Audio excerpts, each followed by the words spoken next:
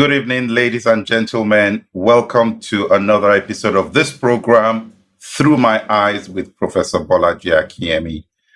Prof, you're welcome to the program this evening, sir. Thank you very much. Um, Prof, there is so much going on the international scene. Just so much going on. But I want to start off, sir, with a point we talked about last week. And this has to do with the a space race, if we could call it that. We saw Richard Branson go to space, and you shared some of your views. Now, Jeff Bezos of Amazon has done his own, he's gone to space. Um, Prof, what is your take on the new one that we've seen of Jeff Bezos in terms of what is looking more likely to become commonplace for us to see people going on space trips? What is your take on the new Jeff Bezos trip? Thank you very much for that question.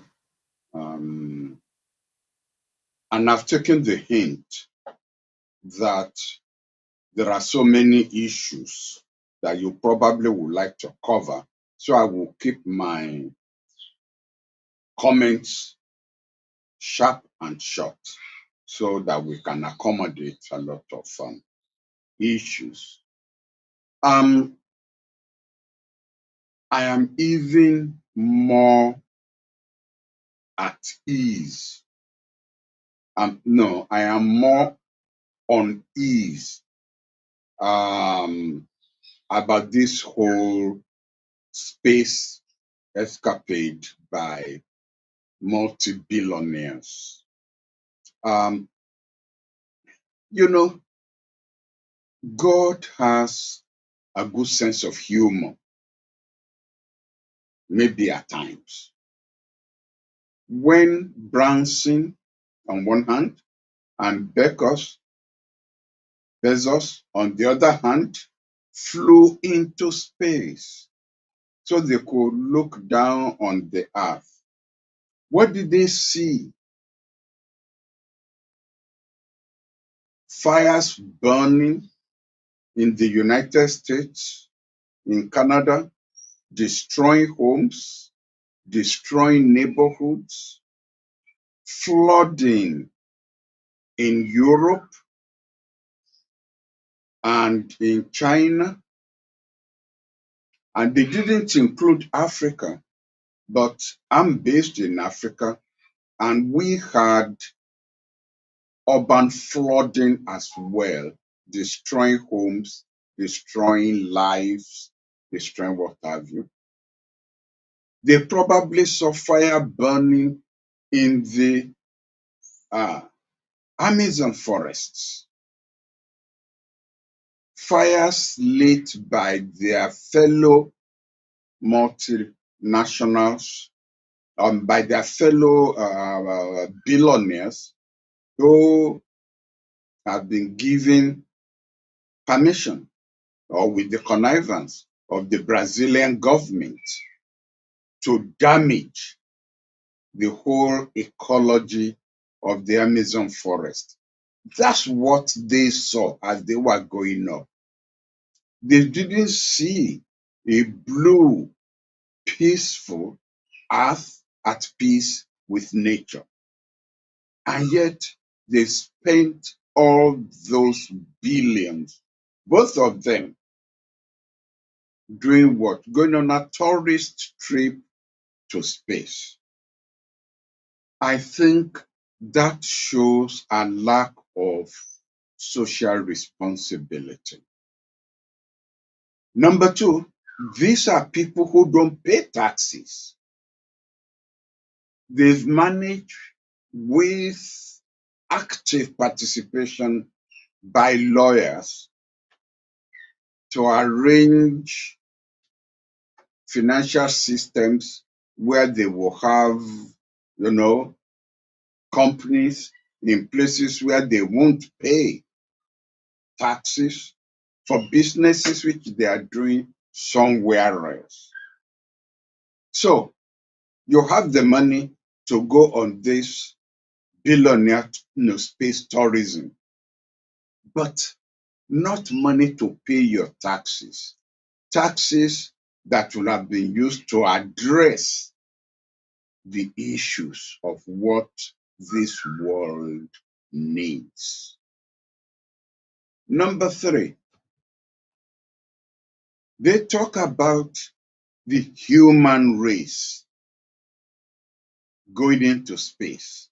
Oh, this is a major achievement for the human race. Or do they mean for the white race? Imagine, just for one moment, imagine a 12-year-old or a 15-year-old sitting in front of that television set, watching them go up and down. And they're talking about the human race. And there is not one single person of color amongst them. Now, in the Bezos capsule, there were 6 seats and only 4 were occupied. And don't forget that he paid for 3 of those seats. In other words, there were 3 of them who were on board because of Bezos' financial, whatever you want to call it. Only one person, the 18-year-old boy, whose father is one of the Wall Street fund managers, paid for his own trip. And there were 2 extra seats. It didn't occur to Bezos. It didn't occur to him to invite a person of color to join him. It just didn't even cross his mind. And when we talk about, racism, unconscious racism, they think we are making too much, fuss over nothing. He just did. I'm not calling him a racist. It probably just did not occur to him at all. Maybe if somebody had brought it to his attention, he would have said, oh yes, of course. I mean, there are several, people of color who are distinguished, who are qualified to have been on that trip. And during the commentary that was being run by somebody in his office, in Jeff Bezos' office, she talked about colonizing space. I practically leapt up from my chair. What? After the evil done by colonization on this planet, on this earth, for which reparation has not been paid, you are talking about colonization of other planets, and that this will be the first step. Again, you see, she never probably thought of the implication of her words. She didn't. She didn't know that the term colonization has very significant negative connotations. Again, subconscious racism. Will she say this about Holocaust? Will she? Will she talk about, maybe we will build gas chambers, to wipe out the inhabitants of other planets so we can occupy them? Will she have said that? But no, she wouldn't. But racism, is nothing. So really, I think that they need a lot of talking to. We need, on the social media, on Instagram, on YouTube, we need to keep telling people that the human race includes people of color and not just the white race alone. Uh, Prof, I think the social media is quite divided on this particular point. Some people take the view that, well, it would have cost billions to get the whole project going, but that would have created jobs for a lot of people that were a part of that industry. And he referred to this as a childhood thing. He had his brother on there and chose to pick someone who had trained to be on a previous space mission but never made it to it, and gave a very young student a break. Yes, his father paid for his seat, $28 million or so. His father paid for the seat, but it gave them a break.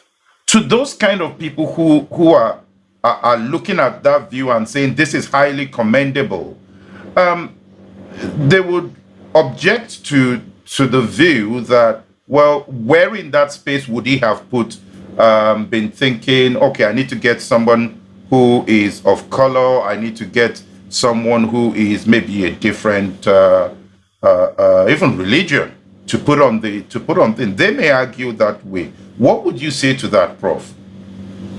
I would say, number one, there were 2 extra seats.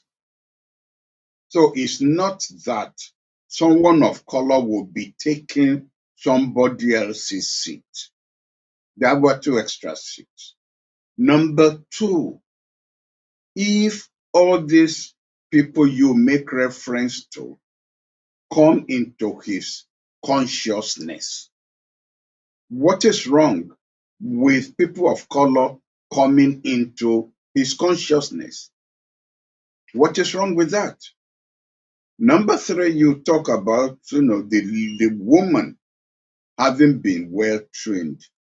Do you know that when Kennedy became president, he called NASA and told them, I want somebody of color becoming an astronaut? Because there were several Air Force pilots who had flown, several missions, supersonic and what have you, who were people of color. But because of racism, they were never shortlisted. So he gave instructions and they found one, not just somebody of color just to fulfill the president's directive, but an overtrained pilot, Air Force pilot.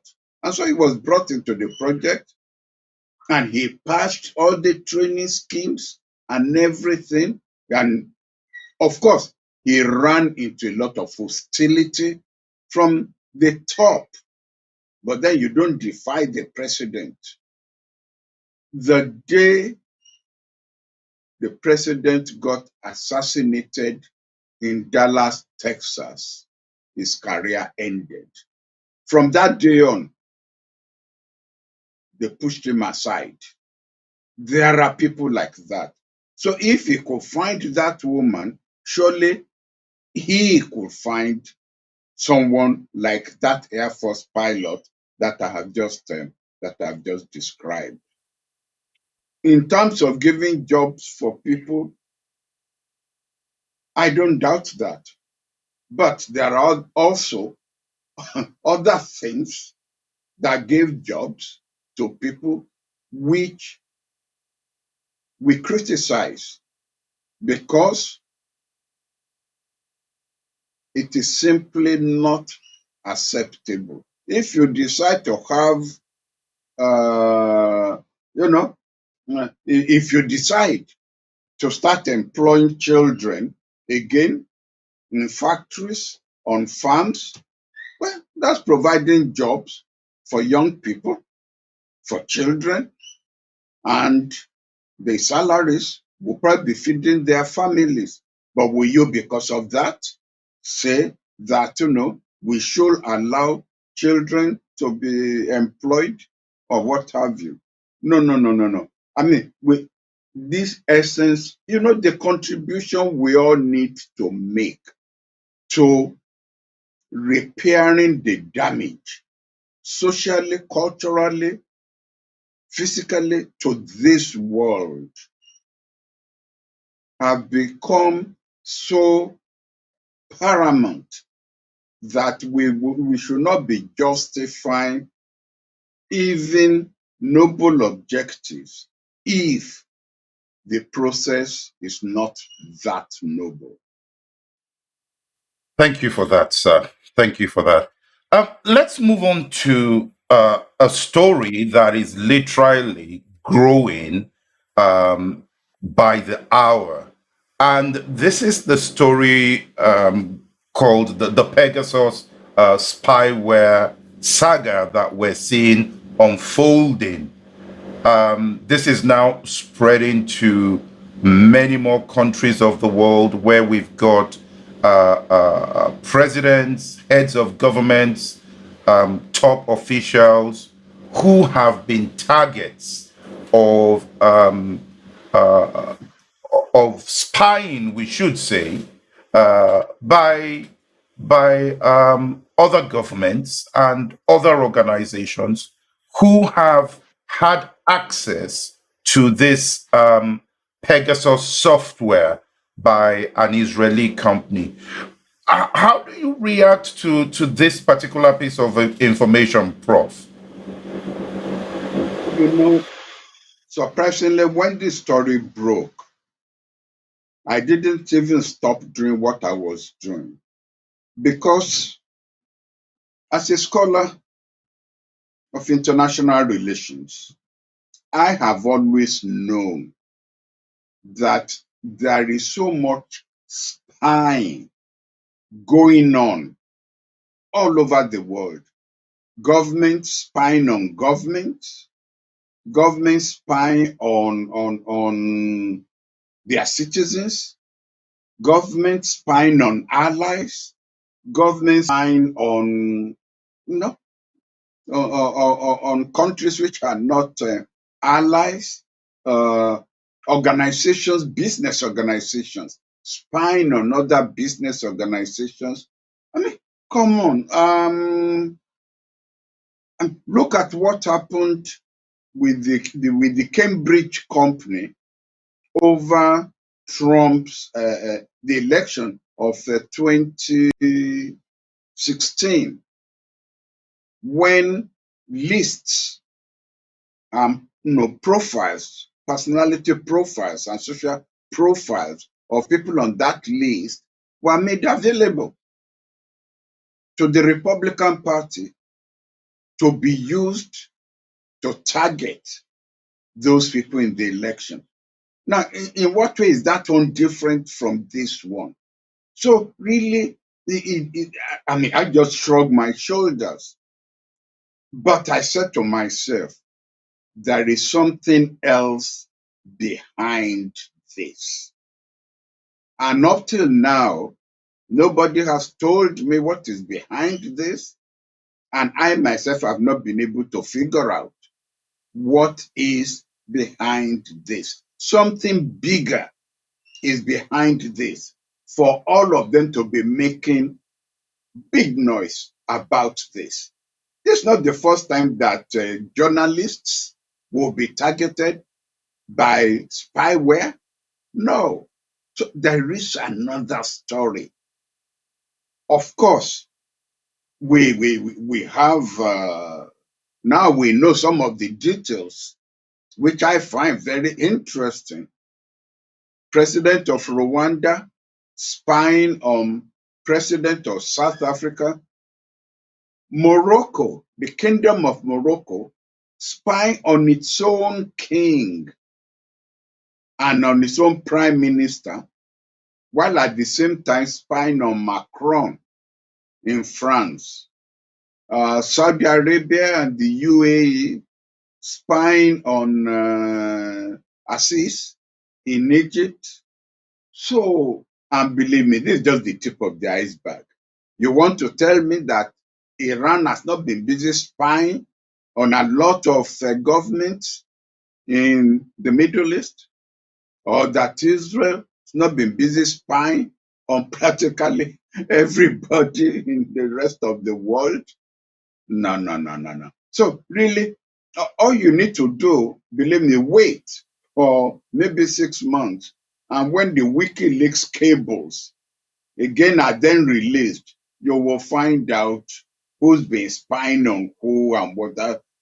I'm sure every African president is being spied upon by all the superpowers. I'm absolutely sure of that. So it's no big deal. It's no big deal, really. Sir, there are two questions I want to put to you from the information we have so far. The first one being this: the fact that the company has said they haven't been able to spy. Well, they haven't been able to use their software on US-based targets. Number one, and number two is there are now calls for Israel to regulate how this kind of software is made available to people outside of the country. What are your views on those 2 points, Prof? Yeah, you are smart. And I don't mean that in a condescending manner. It struck me that they have ensured that their hardware cannot be used on an American target.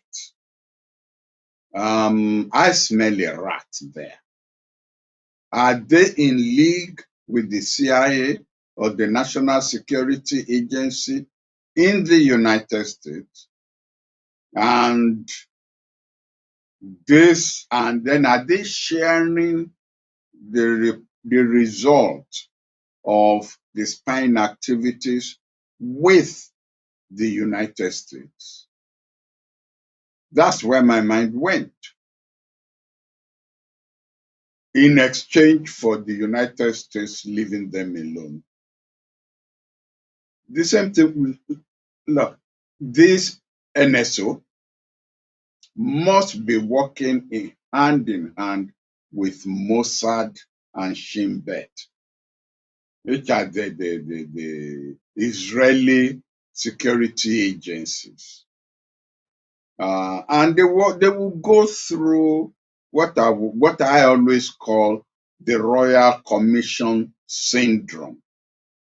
When you have some nasty thing breaks out in the United Kingdom, they will immediately announce they are setting up a royal commission to look at the matter. That way, everybody goes to sleep. That royal commission doesn't turn in its report until 3 or 4 years, by which time people have moved on. So I expect Israel to say, yes, it will set up a parliamentary panel or what have you to look into the activities of this NSO. But I can assure you, there is no way an organization dealing in spyware being sold to governments and agencies will be allowed to operate in Israel without Mossad having his fingers in it. Israel knew what was going on all the time. In exchange for Israel letting them do that, you share your results with Israel. And when they say, oh, well, we don't, yes, we know the government and the organizations we sell our spareware to, but we don't know the activities they then get up to. I mean, come on. There will be what is called a traceback activity modem that will have been embedded in that spareware that allowed things to be monitored from Israel. So, again, I mean, you seem to be alarmed. I've gone to bed with my two eyes closed. I expect this to be happening. If it's not happening, actually, if I were a president and the head of my security agency is not involved in something like this, I'll fire him and appoint another one. They all do it. They all do it. Okay. So, Prof, one last question before we leave this topic, sir. And that is this. Not too long ago, we had of cyber attacks. We had of we pointed at Russia. Then we had another attack. Sometimes we point at North Korea. At other times we point at China. Now, it's been known for a while that the security capability of Israel is first class. But is this going to damage Israel in any way? No, it's not going to damage Israel. In fact, on the other hand, it's probably going to get more, more clients apply for that spyware. Maybe countries that are not aware of the capability of that spyware will now be cognizant with Pegasus and will themselves be rushing in, I mean, to buy the equipment, promise that they won't use it to spy on their grandmother, and Israel will gladly accept that, and NSO will sell the thing to them. No, no, no. It will not damage their. On the other hand, people think that Israel has that the technological achievement of Israel is not matched by any other country in the world. And that's probably true. So this just confirms, to the whole world that Israel is the place to go if you want if you want to get engaged in this kind of activities. Thank you for that, sir. Let's move on to this issue that's also developing this week, where the Prime Minister of the United Kingdom has announced that they will be permanently deploying warships in Asian waters. And what is the UK looking for in Asian waters, sir? Help us give context to this. Is the UK still strong enough to make a difference in that area, or are we just putting the UK military forces at risk? Well, when Boris Johnson became the Prime Minister of Great Britain, we discussed it on this program. And I recall my saying, looking at the body language of Boris Johnson, what bothers me most is presenting himself in the model of Winston Churchill or in the model of the first British female prime minister who went to war on the Falkland Islands. And that if we are not careful, this man is likely to lead Britain into some military confrontation that allows him to puff up and portray himself as the 21st century Winston Churchill. He has tried it in the Crimea with Russia, and now he's going to the Southeast Asian Sea. As you rightly said, to do what? Does he still think that Britain is a global power and that therefore what he decides to do or not to do in that area will make a difference to China? I suspect, it's just a conjecture on my part, that he has assessed Biden and he thinks he could lead Biden knows, into some military confrontation somewhere, and that the United States will come and bail Britain out by getting involved in it, and he will take the credit for that. You know, it reminds me of President Bush, the son. He never fought in an American war. His father managed to bail him out of fighting in Vietnam.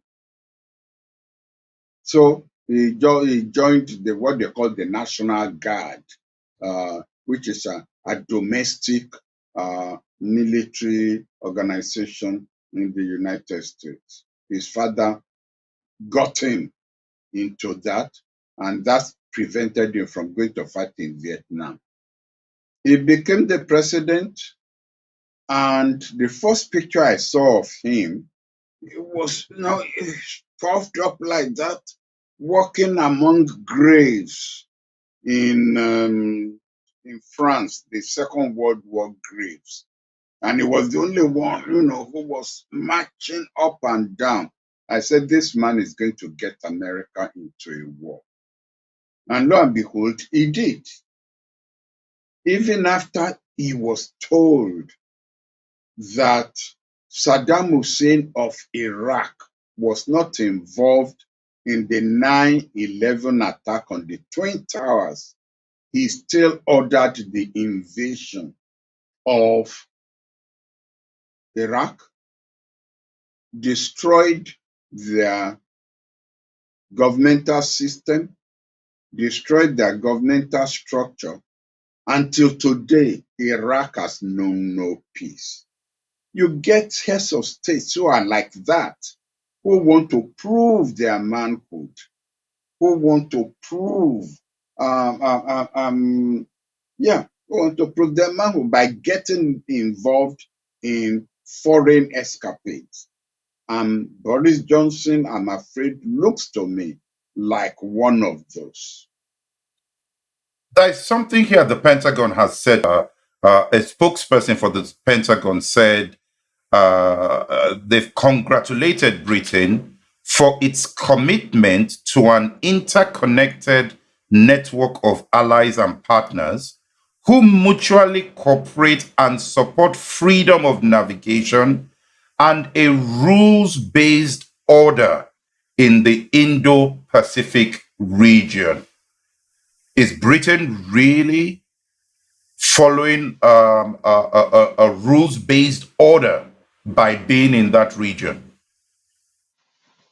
Well, recall that I said on this program at one time that the most dangerous time in international politics or in international affairs is when an upgoing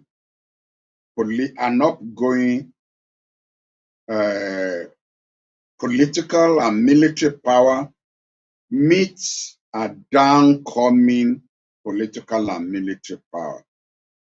And then some miscalculation takes place as to when to then challenge and lay claim to being the dominant power.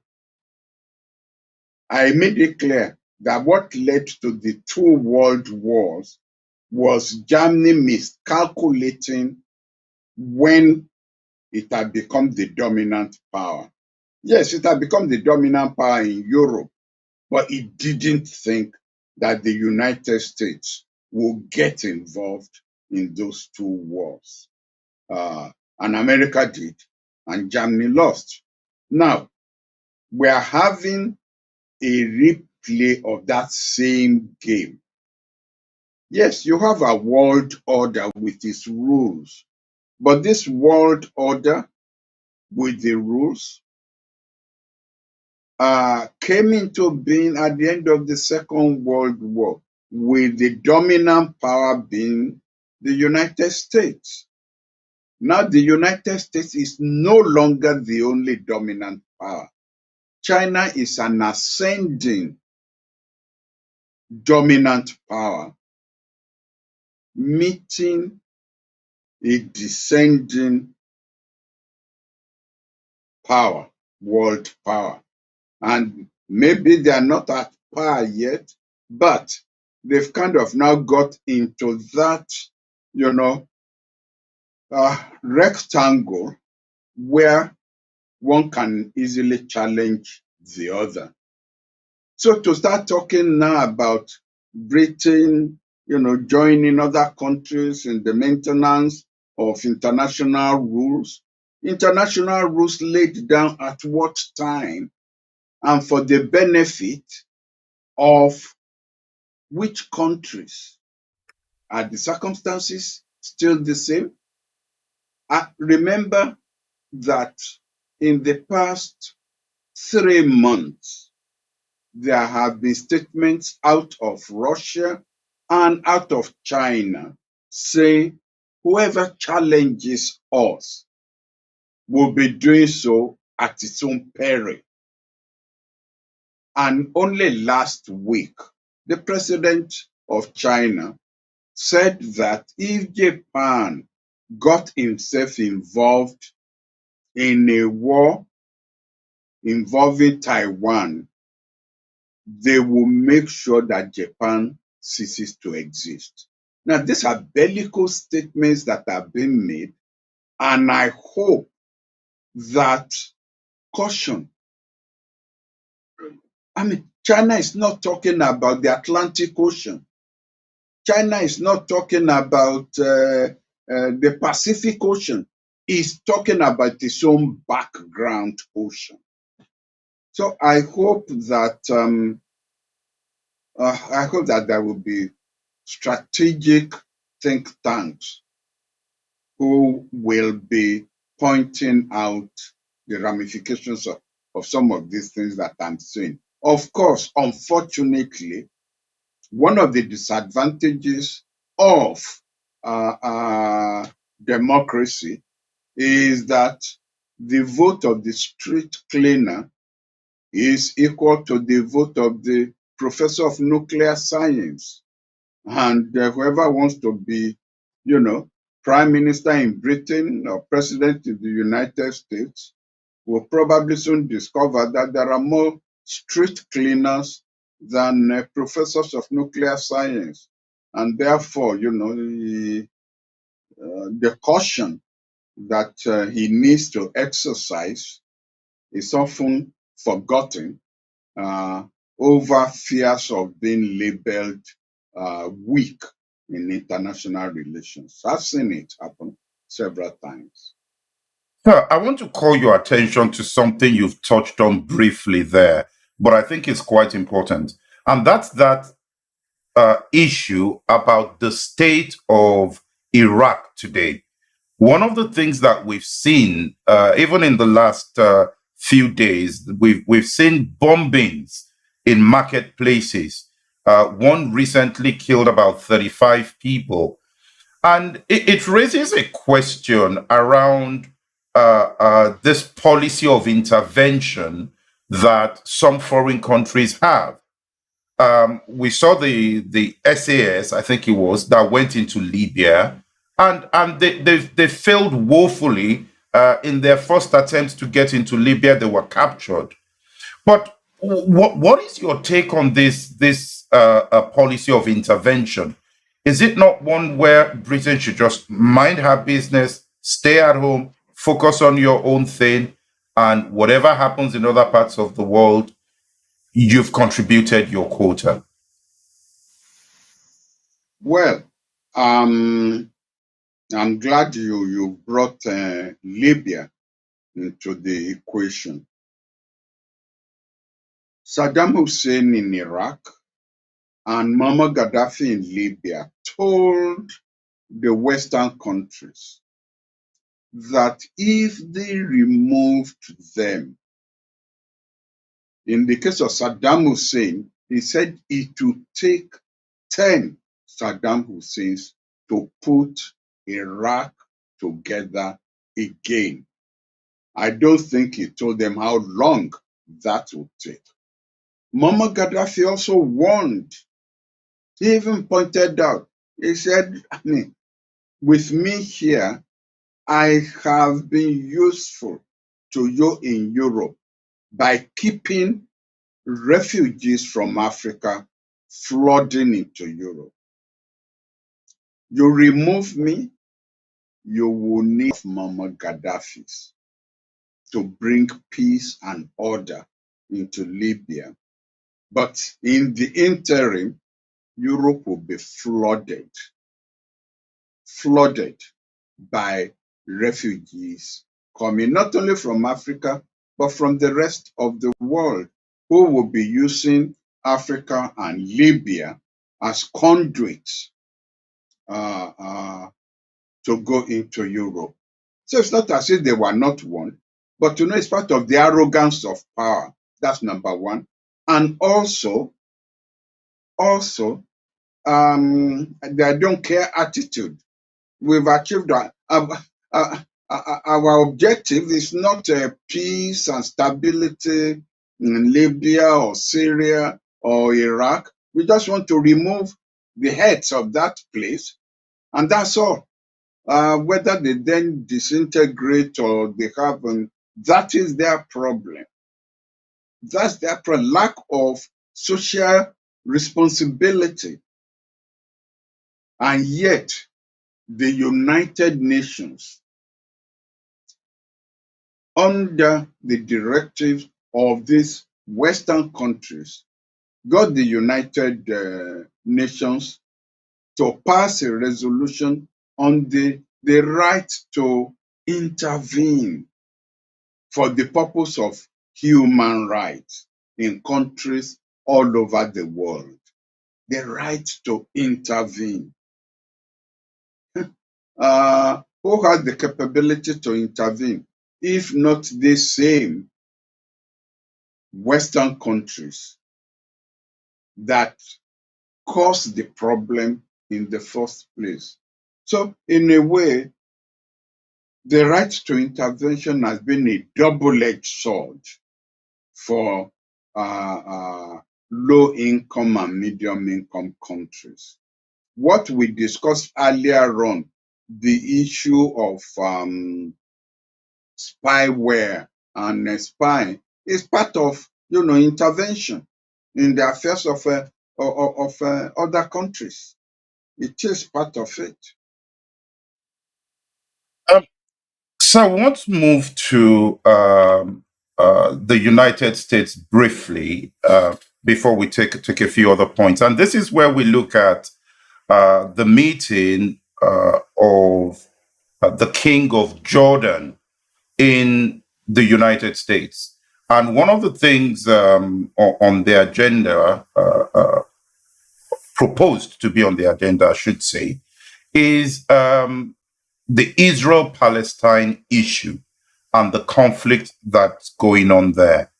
And the question to you is Jordan in any position to be trying to broker a peace deal between Israel and Palestine? Do they have the clout to do that at all? No, no. I think Egypt and Saudi Arabia probably have more clout to serve as interlocutors. between the Palestinians and Israel. No, what took the king of Lebanon to the United States is to allow for a photo opportunity that to be reflected back to Jordan, that that the Jordanian king still has his back covered by the United States.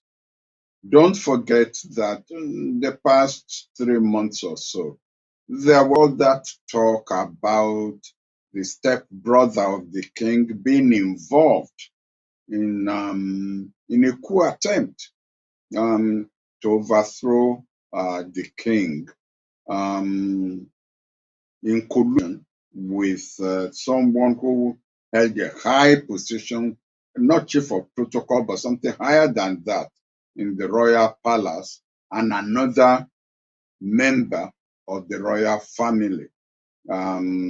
They've just jailed the chief of the royal duties and that low member of the royal family, I think 25 years each.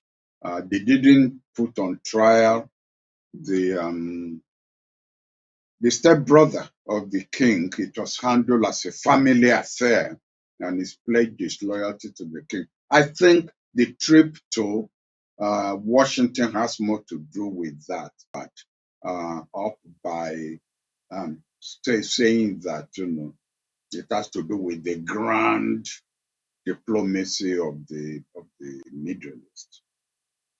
All right, let's go to Algeria and Morocco. There is some tension rising there because, and I'll read this to you. Algeria's foreign ministry has said Morocco has publicly and explicitly supported an alleged right to self-determination of the Kabylie people. And Algeria is not happy with that. They're talking about a support for a group that the Algerians have deemed to be a terrorist organization. Prof, what is your view on what's going on there? Well, at independence of the right to self-determination came up, and the UN and the African Union, it was OAU then, borrowed a leaf from decision of the South American countries when they also became independent, which is that to avoid unnecessary wars and to avoid instability, the incoming independent countries will accept the boundaries they inherited at independence. They will accept the colonial boundaries. It had nothing with whether those boundaries were justified or not.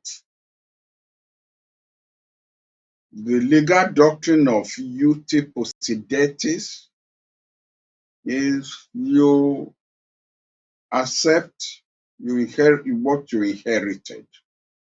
You don't seek to change. And in a way, it has served Africa very well in the sense, two senses. One, it has avoided wars between neighbors. Take a country like Nigeria, which shares borders with probably about 10, if not more, African countries. And each one of those boundaries actually bifurcate. It divides same nationalities between Nigeria and, on one hand, Benin Republic, Togo, Niger, Chad, Cameroon, and what have you. It has prevented wars between them. And it has also allowed each one of those countries to prevent secessionist movements targeting other countries. Until recently, when for religious reasons, for reasons of climatic change, for what have you, you now have these agents of destabilization crossing from one border to the other. Number two, that doctrine of uti possidetis has strengthened the hands of government in preventing secessionist movements. And it has easily allowed the African Union as an organization and the United Nations as an organization in backing the sanctity of the boundaries inherited at independence. What is now happening, and I mean, let me backtrack 1 second. So when you talk about the doctrine of self-determination, it revolves around the definition of self. During the colonial struggle, the self was the colony fighting against the colonial occupier. Once independence was achieved, the right of self-determination goes into abeyance. It will not apply anymore to nationalities within each country. However, what we've seen in the past 30, 40 years or so, beginning with the disintegration of Yugoslavia, the disintegration of the Soviet Union, is that the self in self-determination is now being applied to units within national countries. There is no country in the world. You will know that you live in Britain, Scotland is there, Wales is there. There is no country in the world that is monolithic or monoethnic. You go to China, you go to Canada, you've got Quebec there, as against the English speaking, because that is now based on language. You go to China, people often think of China as a monolithic country. It isn't. China has, well, I don't know the number. It may be as big as 70 within China itself. You go to France. France is not a monolithic country. So in Morocco, you've had the problem of the Western Sahara, which Morocco annexed. This is in addition to different nationalities within Morocco itself. Algeria has always been in support of Western Sahara. Now, Morocco is now saying it has found a group in Algeria which wants to exercise the right of self-determination and leave Algeria, and that they are in support of that. Of course, that is retaliation for what Algeria has been doing to Morocco. You will recall that in Ethiopia, the problem over Central Ethiopian government and the Tigray, or even before then, Eritrea, all dovetail into this issue of self-determination, of people wanting a separate identity that involves leaving the larger group.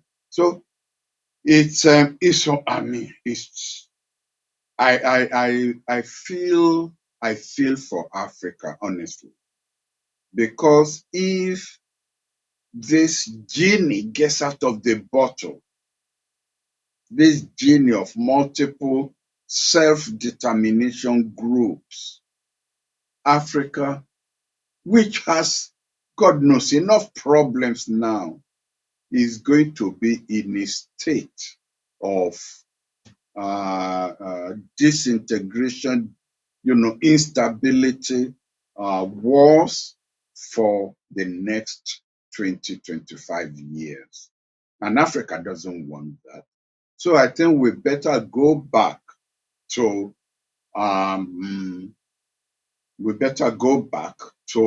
good governance,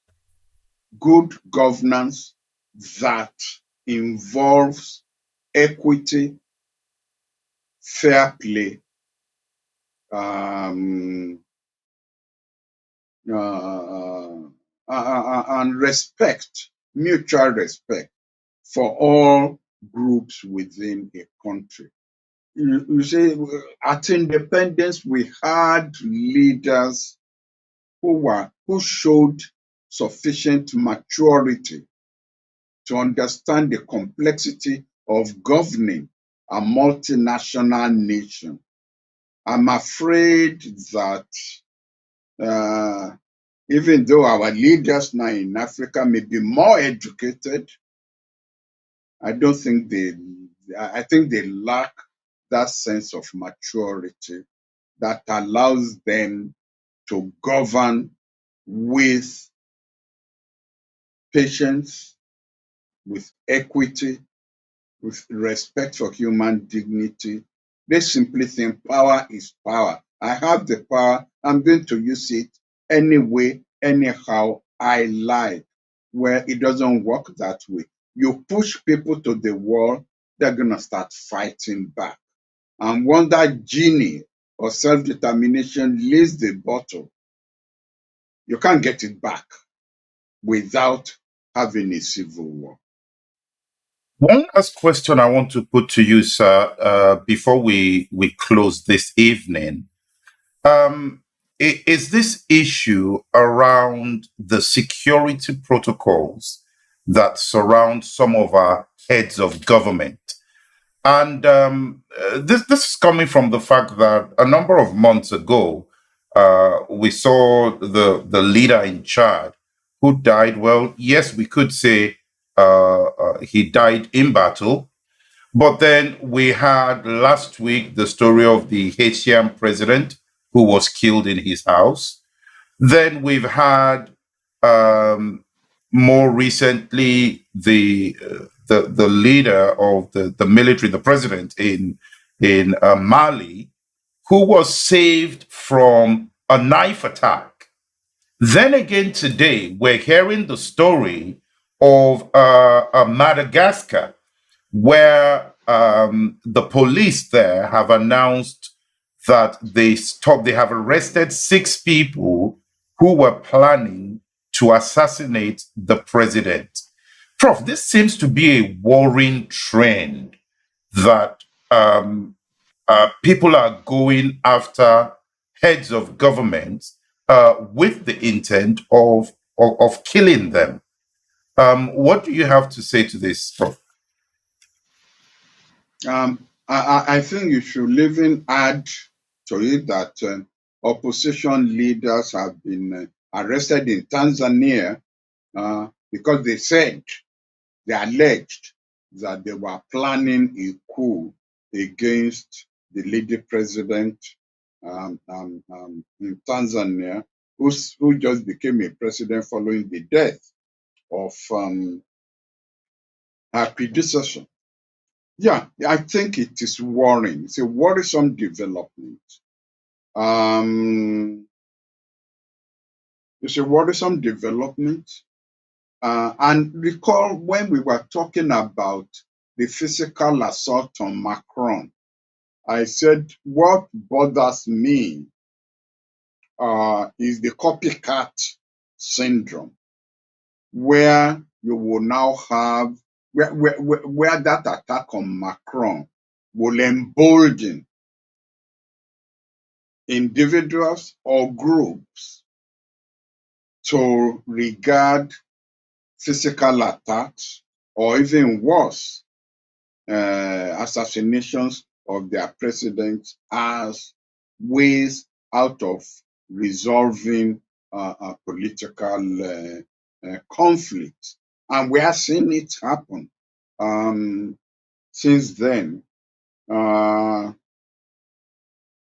it's in a way, the first consequence of it is loss of respect for human rights. It will empower the police, the security apparatus to use state security of the president to override the human rights of their own citizens. And I mean, they have a difficult job to do. That security forces, they have a difficult job to do. But at the same time, I don't trust them that they perform their duty with clean hands. I don't trust them. But that's the conflict that you then have, on your hand. They have to protect the president. They have to protect the system. And at the same time, they have to respect the human rights of their citizens. When the two clash, on what side does the beats fall? Sir, thank you for your insights this evening. As usual, has been an amazing session, but we've run out of time now. And to our viewers, want to thank you for being there. And those of you who are here, despite the major internet outage the world has experienced and probably still experiencing in some areas, thank you for your time. Thank you for being with us right from the start of this program. And with that, we say good night. See you again next week. Thank you again, sir. See you again next week. Wakanga. Thank you, sir.